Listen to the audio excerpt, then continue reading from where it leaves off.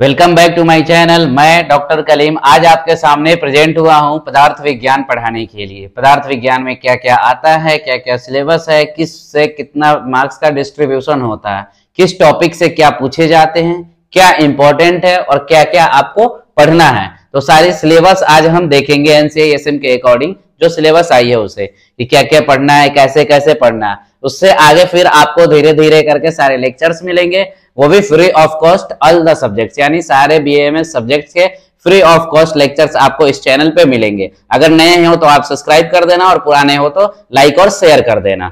चलिए अब हम देखते हैं सिलेबस।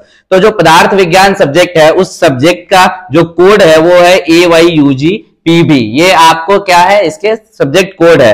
बात करें हम इसमें कि कितने मार्क्स के होते हैं और कौन कौन से होते हैं, तो इसमें दो पेपर होते हैं, पेपर 1 और पेपर 2। पेपर 1 भी 100 मार्क्स के होते हैं और पेपर 2 भी 100 मार्क्स के होते हैं। दोनों मिलाकर के 200 मार्क्स का आपका सिलेबस होता है टोटल। तो आइए हम देखते हैं कि कौन कौन से सिलेबस है और क्या क्या हमें पढ़ना है सिलेबस में। तो आइए हम स्टार्ट करते हैं। तो जो सिलेबस का सबसे पहला टॉपिक है आपका पेपर 1 का, वो है आयुर्वेद निरूपण। इट मींस कि आयुर्वेद कहां से आया, कैसे आया, उसका निरुक्ति कैसे हुआ, लक्षण क्या होता है आयु का पर्याय क्या होता है, ये सारी चीजें पढ़नी है।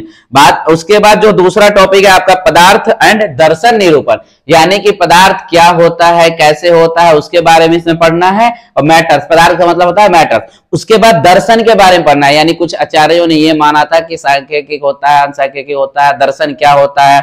दर्शन में ही आपको ये देखने को मिलेगा कि कौन से जो होते हैं वो भगवान को मानते हैं, कौन से भगवान को नहीं मानते, यानी कौन आस्तिक होते हैं, कौन नास्तिक होते हैं। दो तरह का दर्शन भी देखा जाएगा, वो पढ़ना है। ठीक है, अब हम चलते हैं तीसरे टॉपिक पे। तो जो तीसरा टॉपिक है आपका वो है द्रव्य विज्ञान, यानी कि द्रव्य, कौन से द्रव्य क्या होते हैं, किस चीज से बने होते हैं, उसके लक्षण क्या क्या होते हैं, उसके क्लासिफिकेशन कैसे किए जाते हैं, यानी द्रव्य को किस किस भाग में बांटा जाता है, किस किस आधार पे बांटा जाता है, वो सारी चीजें हम आपको इसमें देखेंगे द्रव्य विज्ञान में। उसके बाद जो चौथा टॉपिक है आपका वो ये है कि गुण विज्ञान, यानी गुण क्या होता है, क्वालिटीज। किसी भी चीज में जो क्वालिटीज है उसके अंदर क्या क्या क्वालिटीज पाई जाती है, क्वालिटीज को कितने डिफरेंट टाइप्स में बांटे जाते हैं, उसे विभाजित किए जाते हैं और किस किस बेसिस पे डिवाइड किए जाते हैं। बहुत सारे बेसिस ऐसे होते हैं, जैसे कुछ फिजिकल बेसिस होते हैं उस पे हम बांट देते हैं उसके क्वालिटीज को, कुछ होते हैं जो इंटरनल होते हैं उसके बेसिस पे हम उसे बांटते हैं, डिवाइड करते हैं। तो सारी चीजें आपको इसमें देखने को मिलेगा। जो पांचवा है आपका टॉपिक पदार्थ विज्ञान का वो ये है कर्म विज्ञान, यानी कि कर्म क्या होता है, क्रिया, कोई भी काम करना, यानी कोई भी वर्क करना है, कोई भी फंक्शन करना, हमारा बॉडी कैसे वर्क करता है, क्या क्या करता है, क्या ऐच्छिक होते हैं, यानी क्या हम अपने मन से करते हैं, क्या अनैच्छिक होते हैं कि जो हमारे कंट्रोल में नहीं होता है, खुद वर्क होता है, वो भी एक तरह का वर्क ही है। तो ऐच्छिक अनैच्छिक दोनों तरह का वर्क इसमें आपको उसके बारे में पढ़ने को मिलेगा। और क्रिया को किस किस भाग में बांटते हैं, क्या क्या आता है कर्म में, कौन कौन से कर्म होते हैं, लौकिक कर्म, अलौकिक कर्म, सारे कर्म के बारे में, यानी जितने भी वर्क होते हैं उसके बारे में इस टॉपिक में पढ़ना। जो 6 नंबर का टॉपिक है वो आता है सामान्य विज्ञानीय, यानी कर्म के बाद आता है सामान्य। सामान्य का मतलब हो गया जनरल क्लासिफिकेशन, जनरल चीजें, यानी जनरल जो क्वालिटीज होती है। जैसे हम कह देते हैं ये सारी गाय हैं, तो गाय की जो नॉर्मल क्वालिटीज होगी जो बाहर से दिख रही होगी उसके बारे में हम इसमें सामान्य में पढ़ेंगे। सामान्य का मतलब ये होता है कि बहुत ज्यादा, बहुत बड़ा हुआ, यानी एक साथ बहुत जाति का जो बोध कराता हो। उसके बाद जो टॉपिक आता है 7वां टॉपिक आता है आपका विशेष। विशेष में हम ये पढ़ते हैं कि कोई भी चीज जो होता है, विशेष का मतलब ये होता है कि हम कैसे पढ़ते हैं। विशेष से ये कोई भी चीज को कम करता है, यानी किसी में क्या स्पेशल क्वालिटीज है उसके बारे में हम इसमें पढ़ेंगे। उसका फिर क्लासिफिकेशन देखेंगे कि क्या क्या कैसे कैसे क्लासिफाई किया गया, उसका प्रिंसिपल देखेंगे कि कौन कौन से सिद्धांत दिए गए हैं विशेष में। विशेष एक आप श्लोक पढ़ेंगे कि ह्रास हेतु विशेषस्य, जो सामान्य होता है वो बढ़ोतरी करता है और जो विशेष होता है वो किसी भी चीज को कम करता है, घटाता है। तो ये विशेष से देखेंगे। 8वां जो टॉपिक है वो देखेंगे समवाय। समवाय में जो इंपॉर्टेंट होता है, समवाय का मतलब होता है ऐसा एक ऐसा बंधन जो एक दूसरे से अलग नहीं रख सकता है, एक साथ ही रहेगा, वैसे बंधन को हम क्या कहते हैं, समवाय संबंध कहते हैं। उसके बाद आता है अभाव। अभाव का मतलब होता है, अभाव दो शब्दों से मिलकर बनता है, अ प्लस भाव, यानी कि भाव का मतलब हो गया किसी भी चीज का प्रेजेंस और का मतलब हो गया नॉट प्रेजेंट, यानी किसी चीज का अब्सेंस को दिखाना क्या कहलाता है, अभाव कहलाता है। तो इसमें हम देखेंगे कि अभाव क्या होता है, उसके बारे में आचार्यों ने क्या कहा है, कैसे हम देखेंगे कि किसी चीज का अभाव है और उसको किस किस में डिवाइड किया गया है, कैसे कैसे क्लासिफाई किया गया है, क्या क्या उसके क्वालिटीज होते हैं, सारे इस चैप्टर्स में हमें देखने को मिलेगा।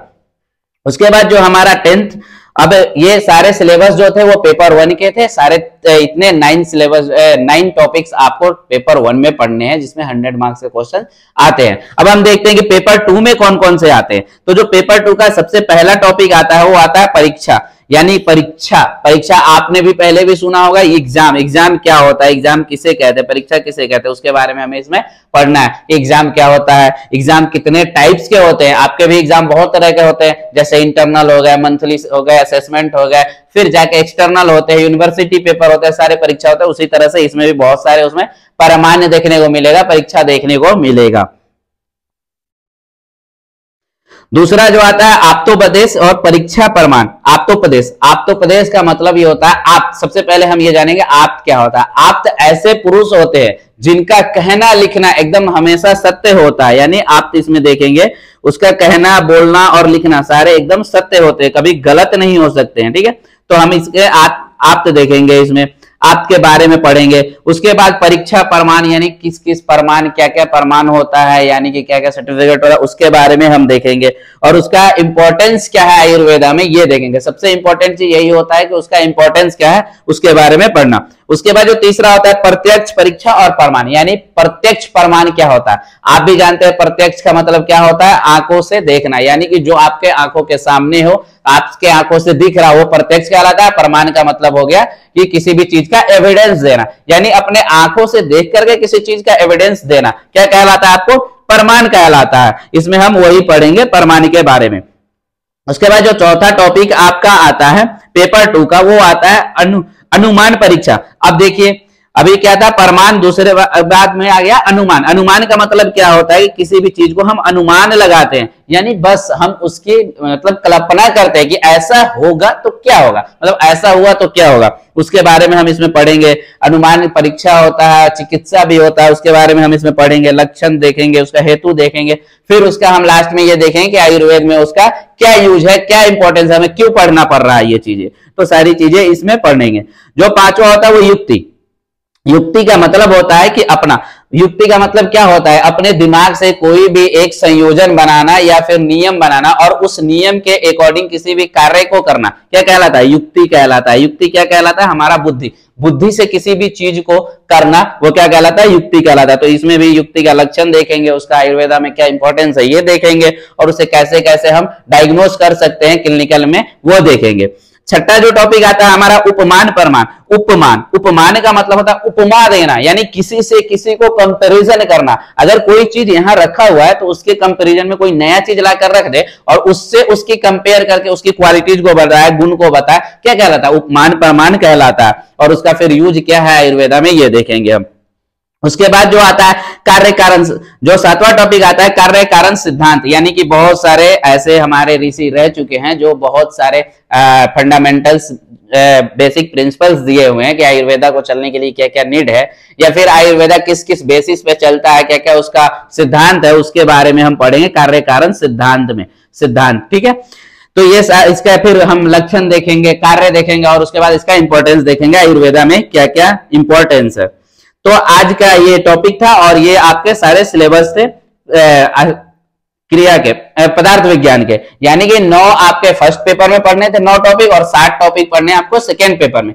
टोटल 16 टॉपिक पढ़ने हैं, 200 मार्क्स का होता है, और बहुत इजी होता है पदार्थ विज्ञान में स्कोर करना, क्योंकि बहुत कम टॉपिक होता है और बहुत इजीली बच्चे पढ़ लेते हैं। तो ऐसे ही ढेर सारे लेक्चर्स के लिए आप मेरे चैनल को सब्सक्राइब करें। फिर मिलते हैं नेक्स्ट वीडियो में। Thank you.